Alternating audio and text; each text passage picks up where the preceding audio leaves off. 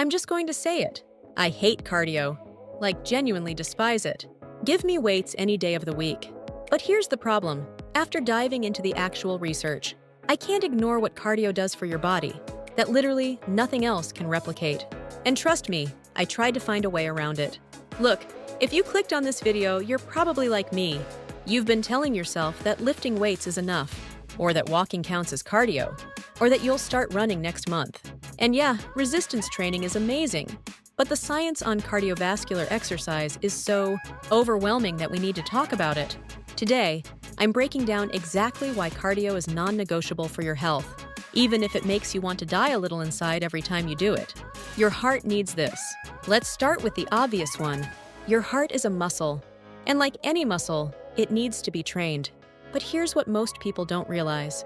When you do cardiovascular exercise, you're literally changing its structure in ways that can save your life. A landmark study published in the journal Circulation followed over 100,000 people for 30 years and found that people who did regular cardio had a 45% lower risk of dying from heart disease compared to sedentary people.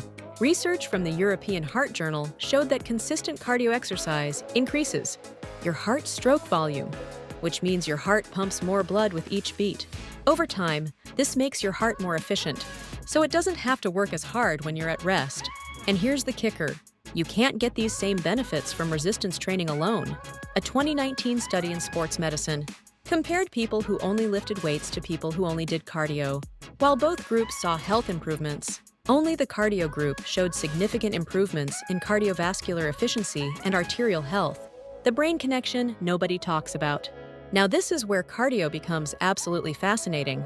There's this protein called BDNF, brain-derived neurotrophic factor, and it's basically like fertilizer for your brain cells. It helps create new neurons and strengthens the connections between them. Research published in the Journal of Applied Physiology found that cardio exercise increases BDNF levels by up to 300%.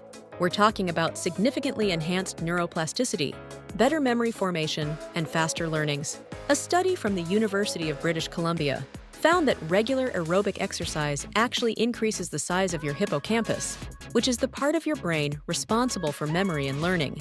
Research in the journal Neurology followed people for 25 years and found that those who maintained good cardiovascular fitness in their 20s and 30s had significantly better cognitive function and less brain atrophy in their 40s and 50s.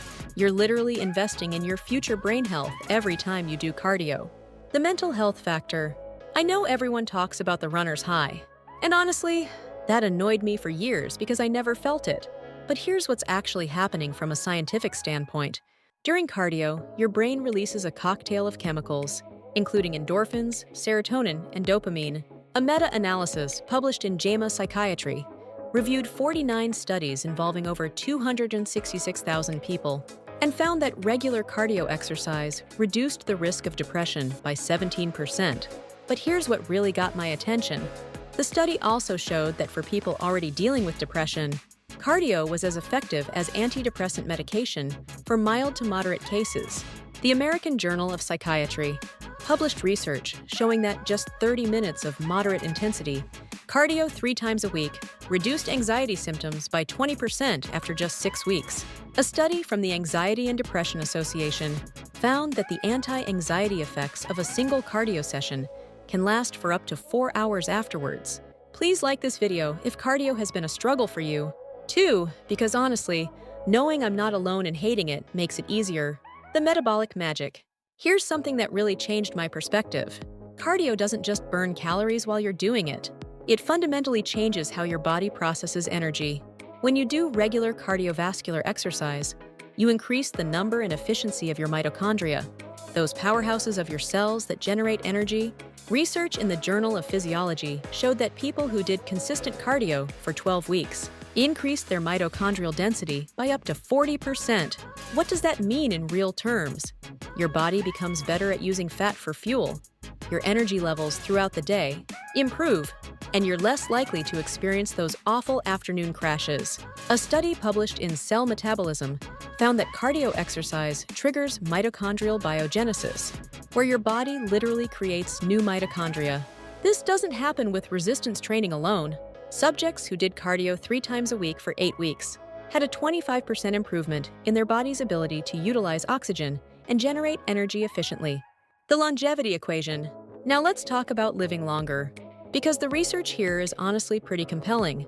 A massive study published in the Lancet followed over 130,000 people across 17 countries and found a clear dose-response relationship between cardio fitness and mortality. For every increase in metabolic equivalent of task, there was a 13% reduction in all-cause mortality. But here's what really caught my attention. The study found that high cardio fitness was a stronger predictor of longevity than traditional risk factors, like hypertension, diabetes, and even smoking. Your cardiovascular fitness level might be more important than whether or not you smoke. When it comes to predicting how long you'll live, research from the Cleveland Clinic followed over 120,000 patients for nearly 15 years and found that the most fit individuals had a 70% lower risk of death compared to the least fit. And the best part? You don't have to be running marathons. The study showed that even modest improvements in cardio fitness led to significant reductions in mortality risk. The inflammation connection.